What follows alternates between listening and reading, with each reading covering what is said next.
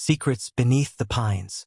Megan's fingers drummed against the steering wheel as she navigated the winding dirt road leading to the secluded cabin. Beside her, Nate gazed out the window, the dense forest passing in a blur. "I can't believe we finally made it," Megan said, her voice tinged with excitement. "It's been too long since we've all been together like this." Nate nodded, a small smile tugging at his lips. "Yeah, it's good to reconnect." He glanced at the rearview mirror, where Eric sat in the back seat, eyes glued to his phone. "Hey, Eric," Megan called out. "Aren't you excited?" Eric looked up, his brow furrowed. "Oh yeah, sure. Just thinking."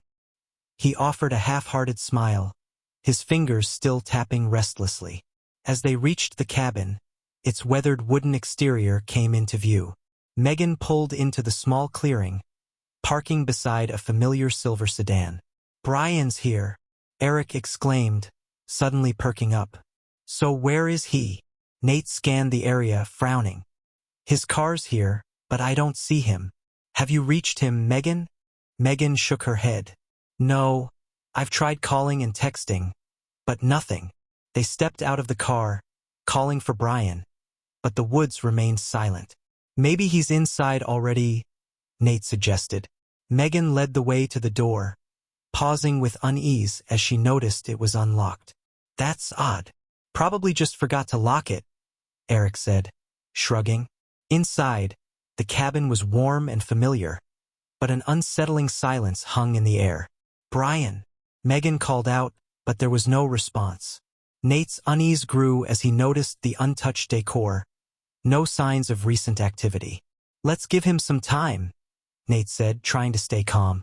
"We can get settled in and try to reach him again." As they began unpacking, a sudden knock at the door startled them. Megan opened it to find a small, unassuming package on the porch. She picked it up, examining it closely. "There's no return address, but it's addressed to all of us." A handwritten note was affixed to the surface. "Open me," smiley face. The three friends exchanged glances. "Well, what are we waiting for?" Eric said, eager. "Let's see what it is." Nate hesitated. "Isn't this a bit strange?" Megan chuckled, trying to ease the tension. "It's probably just Brian playing one of his games. You know how he loves surprises." She turned to Eric. "Let's open it together." They carefully tore open the package, revealing a sleek black box with the words, "Hunt a Killer" on it. Inside was a notebook, a map, and several photographs. Eric's excitement grew as he sifted through the contents. "It's like a real-life murder mystery game." Nate's heart raced as he spotted a photograph of Brian among the items. "Wait a minute, is this some kind of clue?" Megan looked uncertain. "This is odd, but it could just be part of the game, right?" Eric, already engrossed in the notebook, was unfazed. "This is amazing. We have to try it out. Maybe it'll lead us to Brian." But Nate's unease only deepened. Something about this didn't feel right. As the sun dipped below the horizon, casting eerie shadows, Nate's instincts screamed at him to tread carefully. "Let's take a second," he said. "What if this isn't just a game?" Megan frowned, concern creeping into her voice. "You're worrying too much, Nate. It's probably harmless." Still, Nate suggested they look around the cabin first, just in case. Reluctantly, Eric agreed, and they split up. Nate and Megan checked the bedrooms while Eric explored the main area. Megan's fingers brushed against a dusty bookshelf, revealing an antique family photo that looked decades old. "Nate, look at this. It's strange."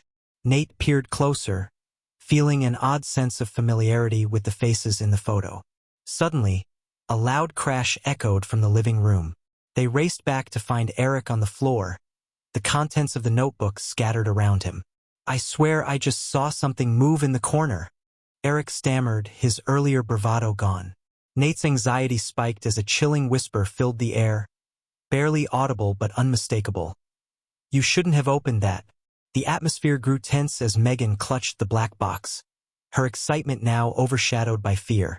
Nate glanced out the window, catching a glimpse of movement outside, a fleeting shadow among the trees. "Someone's out there," he said quietly. "Brian," Eric called, half hopeful, half terrified. Silence answered. The lights flickered, then plunged the cabin into darkness. The only sound was their jagged breaths. In the suffocating blackness, the reality of their situation set in. This was no game. The hunt had begun, but who was hunting whom? Nate took a deep breath, his resolve hardening. Whatever awaited them in the shadows, they would have to face it together. But as the darkness closed in, one thing was clear. The game was far from over.